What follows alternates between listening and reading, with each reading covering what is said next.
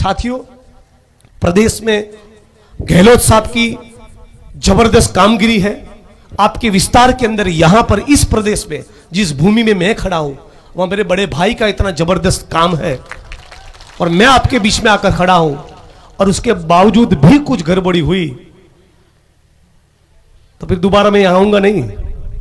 आपको तय करना है, आपको तय करना है कि जिग्नेश भाई ने पर्चा भरा हो उस प्रकार से आपको इनको जिताना है।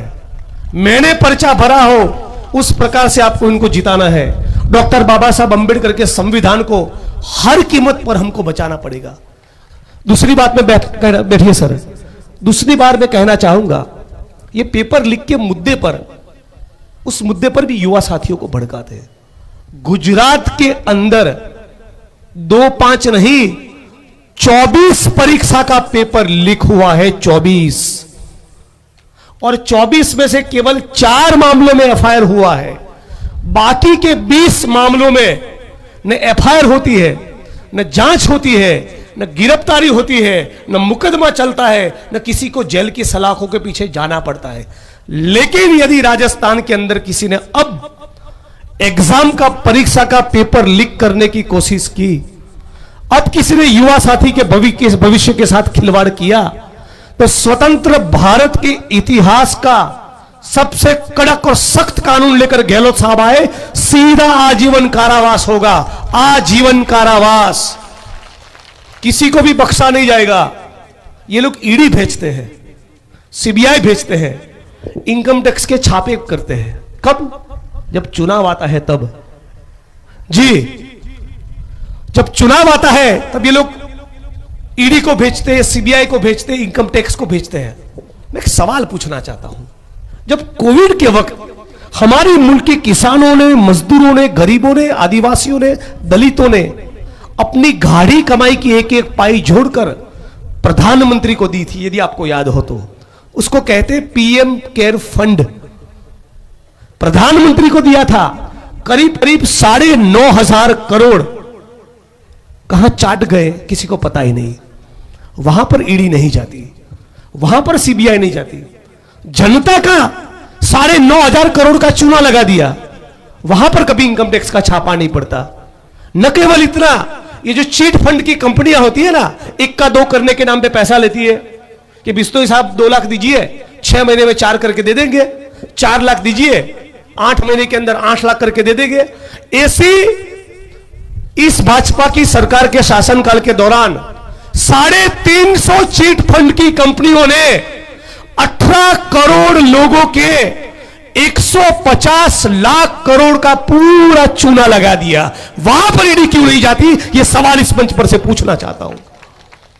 आपने पूंजीपतियों के 12 लाख करोड़ माफ कर दीजिए, 12 करोड़ माफ नहीं किया, 120 करोड़ नहीं, 1200 करोड़ नहीं, 12,000 करोड़ नहीं, 1,20,000 करोड़ नहीं, 12 लाख करोड़ उन उद्योगपतियों का टैक्स माफ किया जो पहले से खरबपति है। लेकिन राहुल गांधी जी ने किसका टैक्स माफ किया, किसका कर्जा माफ किया? अन्नदाताओं को और किसानों का और गरीबों का। एक तरफ जन विभाजन की बात है, भाई को भाई से लड़ाने की बात है, और दूसरी तरफ गहलोत साहब के शासन में जन कल्याण की बात हुई है। इस जन कल्याण का रास्ता हमें कभी छोड़ देना नहीं। मैं दोबारा कबीर साहब की वाणी को याद करूंगा। कबीर साहब ने कहा था कि एक राम दशरथ का बेटा, एक राम दशरथ का बेटा, दूजा जो घट घट में बैठा, तीसरे राम का सकल पथारा, चौथा सबसे निर्गुण सबसे न्यारा, जिसकी व्याख्या भी नहीं हो सकती। ये कहां राम को समझने वाले हैं? ये तो भाई को भाई से लड़ाने के बीच में, भाई को भाई से लड़ाने के लिए ये भाजपा वाले 25-30 साल से तलवार और त्रिशूल बांट रहे हैं, और बिश्नोई साहब आदिवासी और दलितों के बच्चों के बीच में कलम और किताब बांट रहे हैं। आपको तय करना है, आपको तलवार और त्रिशूल वालों के साथ में रहना है या कलम और किताब, जो डॉक्टर भीमराव बाबा साहब अंबेडकर का फोटो देते हैं, जो डॉक्टर भीमराव बाबा साहब अंबेडकर का संविधान देते हैं, जो आधी रात में आपके दुख दर्द में आके खड़े रहते हैं, और यहां दलित और आदिवासी जैसे गरीब तबकों के अफसर को लगाते हैं ताकि आप सीना तान कर जी पाए। लगाए कि नहीं लगाए इन अफसरों को? किसकी रक्षा के लिए? आपकी सुरक्षा के लिए, आपके आत्मसम्मान के लिए, आपके लिए योजना लागू हो, लागू हुई योजनाओं का अमल हो।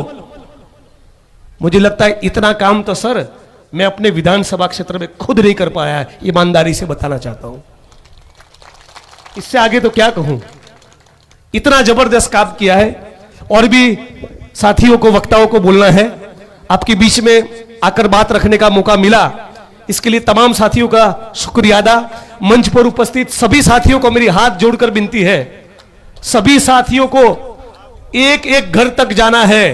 हर कीमत पे, हर कीमत के अंदर हमारे साथी जीतने चाहिए। पूरे प्रदेश में 60, 65, 70% वोटिंग होता है। सुनिएगा, बाकी का 30% लोग जो वोट नहीं करता, उनको घर से बाहर निकाल के वोट करवाइए, ठीक है? उनको घर से निकालकर वोट करवाइए और उनको कहिए 25 लाख की चिरंजीवी 50 लाख में चाहिए। अपने परिवार की गर्भवती महिला का इलाज करवाना है, जिसकी जान पर बनाई है। कोई कैंसर का पीड़ित होगा, किसी की किडनी खराब होगी, किसी को हार्ट का ऑपरेशन करवाना होगा, कहां करवाएंगे? भारत के अंदर 60 करोड़ के करीब मजदूर है। ये मजदूर कौन है?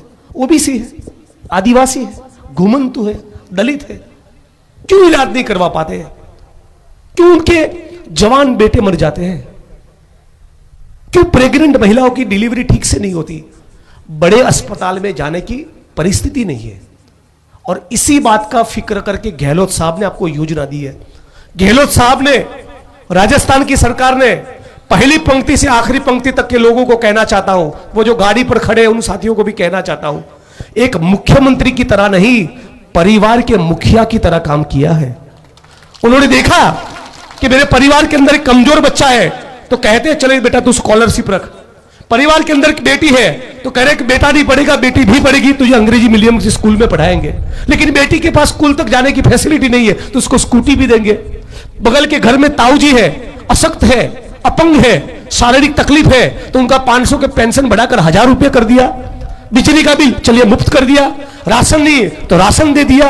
उसके बावजूद भी तकलीफ है तो इंदिरा रसोई दे दी, सड़क बना दी, बिजली बना दी, पंचायत का मकान बनाया, आंगनवाड़ी खड़े किए, स्कूल खड़े किए, विद्यालय खड़े किए, विश्वविद्यालय खड़े किए। इससे बेहतर तो कोई उदाहरण नहीं है हमारे सामने।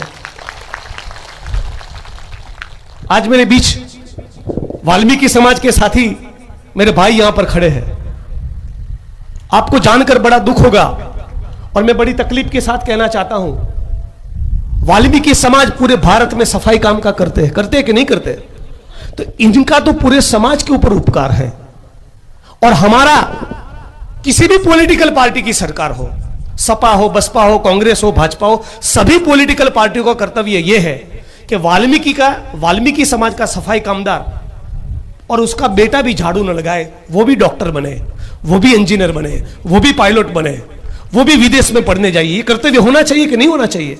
उससे उल्टा गुजरात के जब मुख्यमंत्री थे मोदी साहब, तब उन्होंने कर्मयोगी नाम की किताब लिखी और कर्मयोगी नाम की किताब के अंदर यह लिखा कि सफाई कर्मियों को सफाई काम करने में आध्यात्मिकता का आनंद मिलता है। आप सोचिए, मतलब कि आप चाहते हैं कि कोई दलित गटर में ही उतरे, वो मेला ही उठाए, वो मृत मवेशियों का निकाल का काम ही करे, क्या उसे कोई तरक्की का अधिकार नहीं? इसके लिए तो बाबा साहब अम्बेडकर ने संविधान नहीं लिखा था। संविधान में तो सबको बराबरी दी है, सभी इंसान है, सभी अपने भाई हैं।